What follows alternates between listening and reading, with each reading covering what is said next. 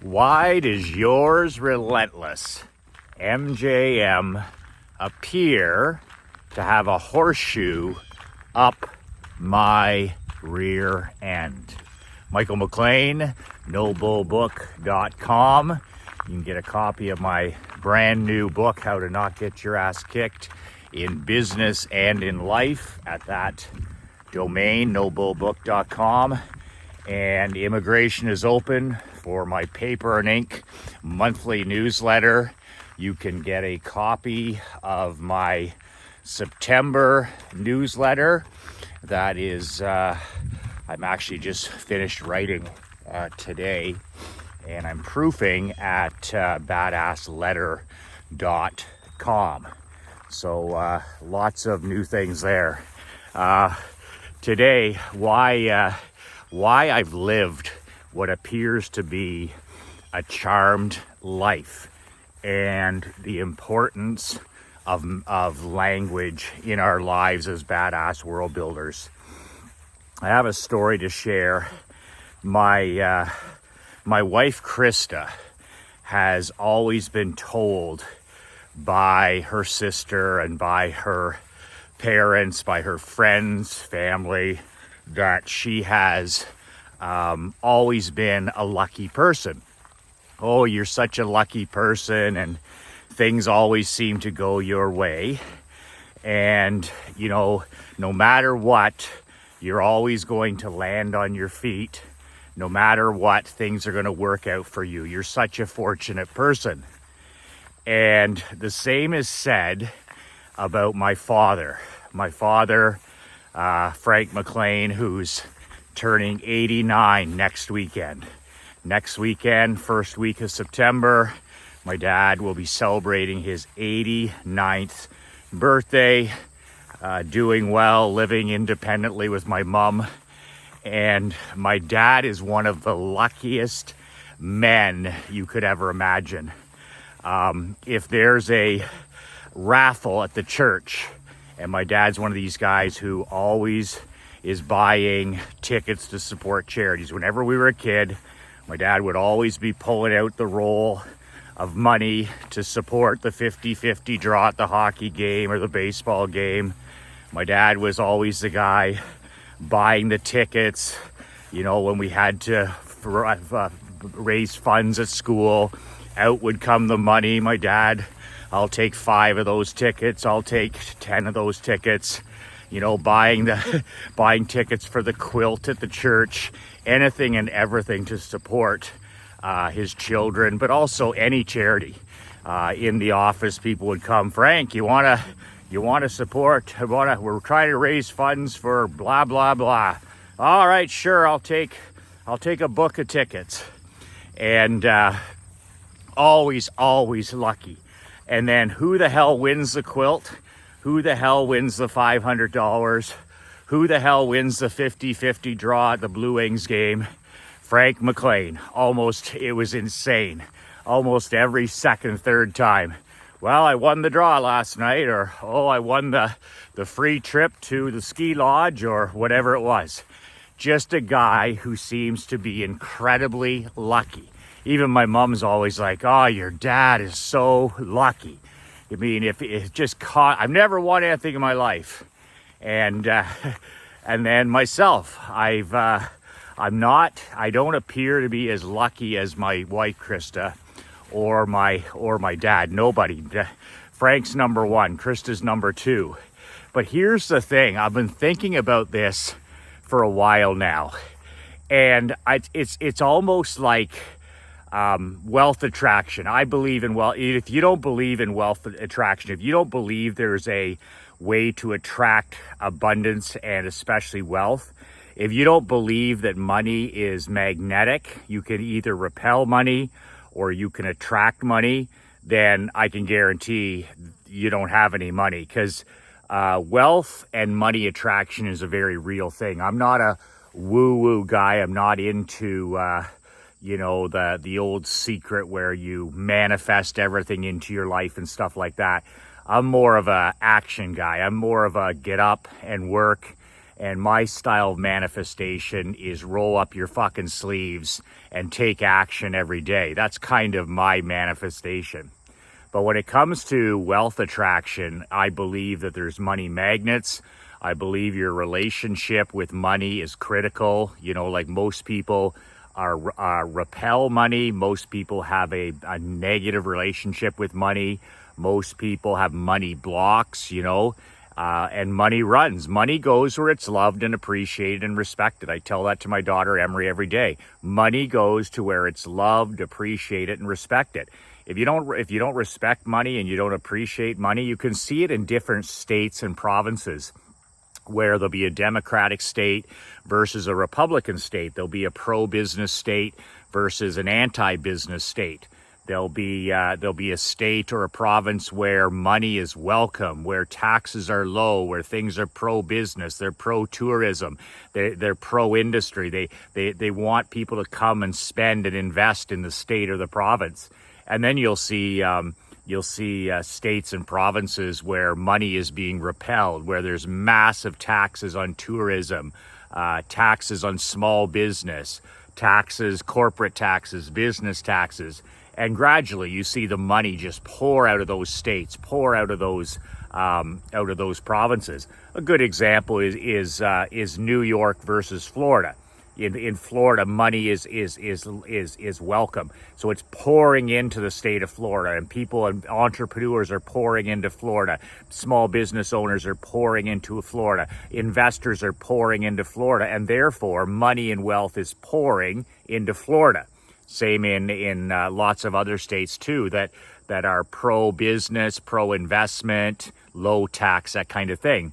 And then in places like New Jersey and New York, California, you just see money is like, it's not respected, it's not loved, it's not welcomed, and it's punished. So it's just pouring. Money is running out of those states. Money is running out of New York's. Money is running out of New Jersey. Money is running out of the state of California. So that's my belief, that wealth attraction is a very real thing. The same thing with luck.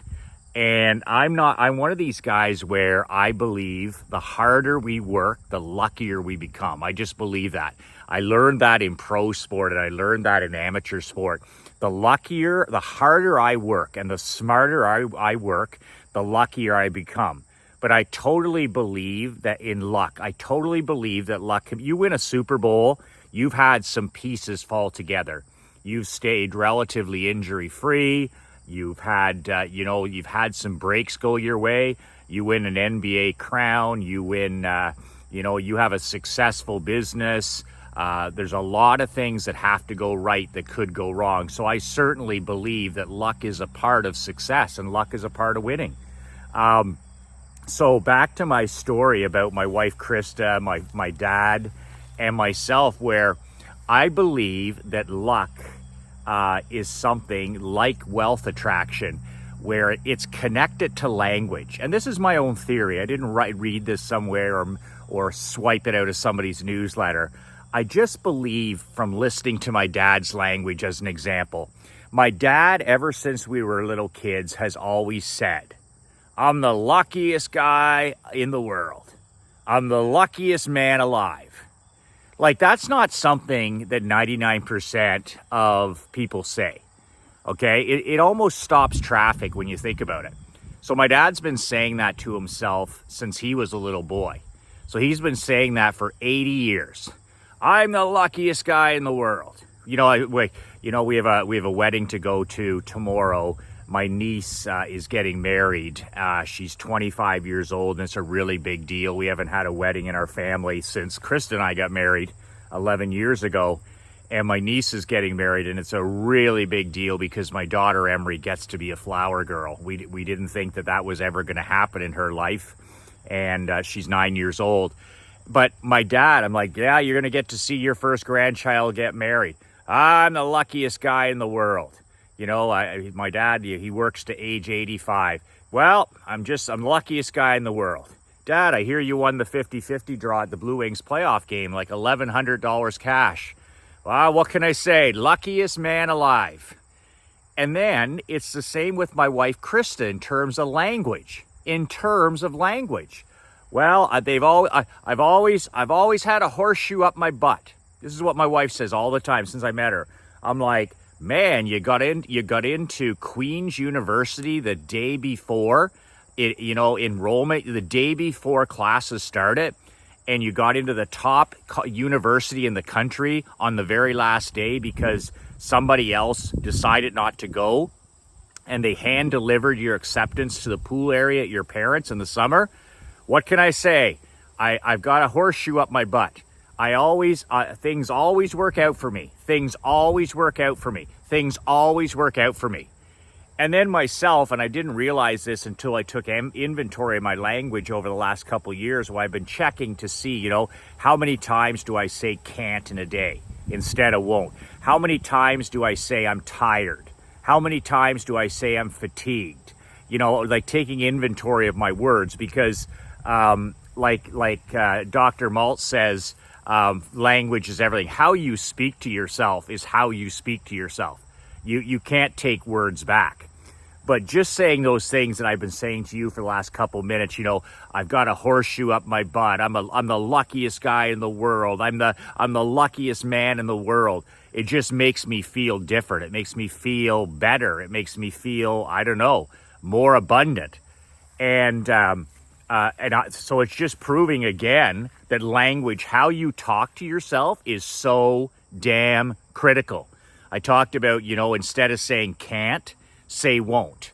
I can't walk, Michael. Say I won't walk. I can't write for a day. I can't do Operation Money Suck for an hour a day. I just can't sit down and copyright. It's not my thing. Say I won't copyright for an hour. Well, I'd love to read every day, but I can't read for now. I'm not a reader. And then instead replace and say, I won't read. I won't schedule a date night. I won't drink water. I won't eat foods that make me feel younger, give me energy. I won't instead of can't. And like I said, other words the swearing in our household, the word tired is swearing.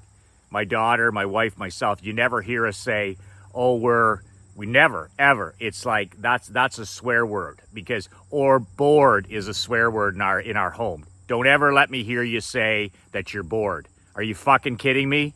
Like, time is finite. Energy is finite. So these are some of the things that we just starve out of our vocabulary. But the flip side today is that, man, that I just believe that there's a connection between your words, how you talk to yourself. Then those words become what? They become your thoughts. And what? Your thoughts then become your actions and your behaviors. That's a definite connection. There's a definite connection. I'm lucky. I'm the luckiest man in the world. Everything seems to work out for me. What can I say? My whole life I've been blessed and lucky. I've got a horseshoe up my butt. And then in your mind, think about it, actions and behaviors. I don't care whether you think that's crazy or you think doesn't make any difference to me. I'm going on what I've seen. And what I've seen with the two people I just described there, I'm telling you right now, luck is a small part of the equation, but it can be manufactured through language. And the flip side of that coin is negative self-talk is poison. It's cancer for your mind. It's cancer for your brain. People like self-depreciation, like loathing. That's why I hate self-depreciation and humor. She's the boss, and I'm not very smart with that, or I'm not a good guy around computers, or I'm not good with money. It just gives me goosebumps in a bad way to say those things right there. I love money, money loves me, versus, it's never very good with money, or I was never a very lucky person, versus I've always had a horseshoe up my ass. I'm the luckiest guy in the world. My dad walks into the pool area and he's got his grandkids there. He's got his kids there. He walks in, everybody, life of the party. I'm the luckiest man alive. I'm the luckiest man alive. What does that tell his subconscious? What does that tell his conscience? What does that tell the universe and his creator? It's a way. It's almost an attitude of it is, and it's an attitude of gratitude when you think about it. I always land on my feet. Things always work out for me. I've got a horseshoe up my butt. I always win. I always win things. Money's always turning up for me. Things are always working out for me. My wife Krista and my dad, and it's been contagious to me.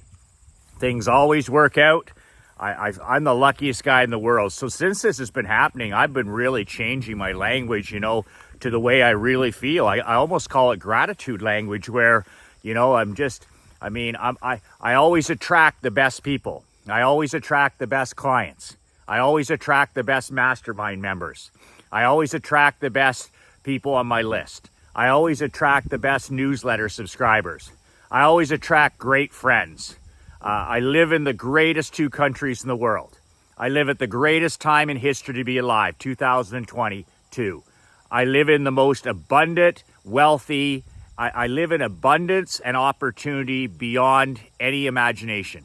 I am awash in abundance and opportunity. And this is the way I've been talking to myself for the last couple years. Next thing you know, it's like that attitude of gratitude. That attitude of gratitude is in every pore of my body. So think about that. Do a little inventory on your language. Listen to yourself if you're interviewed on a podcast. Listen to yourself if you're ever interviewed by the radio or newspaper on video. And have your best friend's spouse, sometimes like we do in our home, we had the swear jar. The swear jar for can't, the swear jar for the T word, and the swear jar for the B word.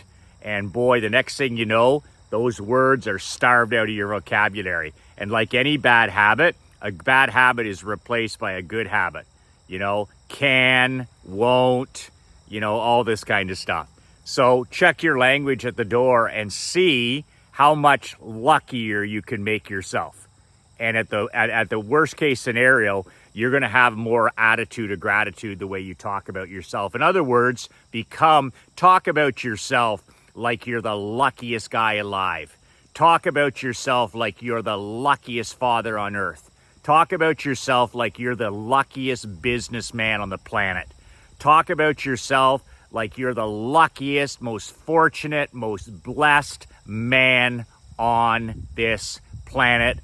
And talk about yourself every day to yourself and to other people that you are the luckiest, most blessed, most gifted, most gracious man in this world, this new world that you're in the process of building. And see what happens when you speak to yourself like that and you speak to others about yourself like that. Speaking of horseshoe up your butt, I have a couple of spots left in my Champions Mastermind. Go to badasschampion.com to apply. It's $50,000 to hang out, hitch your wagon, and be joined at the hip for a year with yours, Relentless, and 15 other guys that have horseshoes up their butts, that's for sure. Best of the best, top 1%ers, cleaners, closers, kings, rainmakers, they're all in there. And it's a good thing to associate yourself with people that appear to have a horseshoe up their butt. Hang around lucky people. Make friends with lucky people. Associate with lucky people. And associate and make friends with people that have an attitude of gratitude. And that's what this mastermind is about. Badasschampion.com. Fill out the 5 questions. I'll get on the phone with you next week. We'll see whether it's a fit. Whether I'm the right coach, probably not. See if you're a good fit, maybe, maybe not. No, nothing to win, nothing to lose. It's just an application process. So that's it for today. I've opened up immigration, as I said earlier, to September's newsletter. If you're one of these dumb bunnies who missed out on my first August newsletter, are you out of your mind? A 22-page world-building newsletter, plus a free t-shirt, plus my old book, How to not get your ass kicked in the insurance business. That's my $55 million blueprint for all my businesses, not just insurance. That's what I use in the window washing business, the barbering business, the consulting business, the insurance business, and any business that I've been in. That's the blueprint I've used to sell over $155 million of products and services. That's how I became 7 years straight the #1 hockey franchise in our league. So that book applies to any business. I don't care what your business is. I don't care if you're in the chess business. I don't care if you're raising sheep. I mean, every business is the same. We're all in the marketing business. And immigration is open for a few days. If you want to jump in, it's $97 a month. I will send those free gifts if you apply or if you sign up to the Michael McLean World Building Letter at badassletter.com. But I'm lifting immigration. You can go to badassletter.com and you can subscribe. That way you get September's newsletter, 22 pages. Once again, I've gone completely on a writing bender. You get the locker room. You get the association with these other guys. You're part of the brotherhood. You get the t-shirt. You get all the free gifts, all the bonuses, $97 a month. That's badassletter.com. You only have a few days. I'm going to shut down immigration again. Soon as I have to send the newsletter to print, that's when I close the doors to my walled garden and you are out again. So if you made the mistake of being left out, August, you missed out big time. And that's on you. If you knew about it and you didn't sign up, that's on you. But being a newsletter subscriber, that's the minimum. That's the minimum commitment you need for your marriage, for your marketing, for your money, for your business, for your children, for your grandkids, and for your community. That's the minimum level, $97 a month you need to be at. Anything less, no. That's you're just an amateur, not a pro. So make sure, go to badassletter.com. That's it. Remember to tell your wife and kids that you love them. Most important people in our lives are standing right in front of us. Not the White House, our house. Not any other table, the kitchen table. And when you're at dinner, be mentally at dinner. When you're with your spouse, your best friend, be with your spouse and best friend. When you're with your children this weekend, be with your children. Keep both feet in today and lock that damn cell phone away. Okay, be a husband, be a father, be a badass king, and build your own world by being in your own world. 2 words that changed my life, 2 words that can change your life. Be relentless.